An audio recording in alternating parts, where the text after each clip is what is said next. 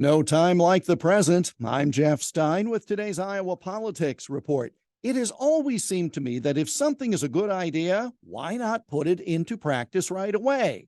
Forget New Year's resolutions that have to start on January 1st.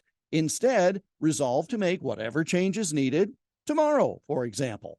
But that's not how government works. Now, here in Iowa, things are better than other places. Sometimes new laws take effect immediately upon the governor's signature, while others may start on July 1 or January 1, depending on the amount of time needed to inform people of changes or to set up systems consistent with the new law, or in the case of income tax, to coincide with the start of a calendar year. Things are far worse at the federal level. Here's an example that is a real head-scratcher. The head of the CDC, the Centers for Disease Control and Prevention, currently is simply appointed by the president without Senate confirmation. However, post-COVID, there was a push to change that, to make that person subject to Senate approval, and that is now the law.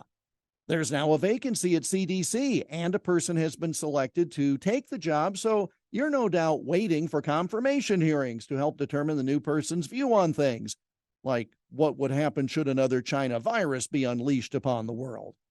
Well, if you're waiting now, you're going to be waiting a long time, since that law requiring the CDC head to be subject to confirmation hearings does not take effect until January 1st of 2025, after the next election for some odd reason.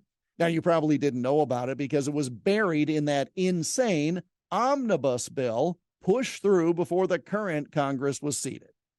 If it's such a darn good idea for such an important job to be subject to Senate review and public hearings, then why wait so long to have the law go into effect?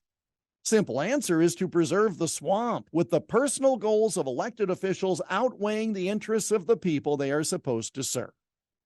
Apparently now, one more thing we have to check before any bill is passed.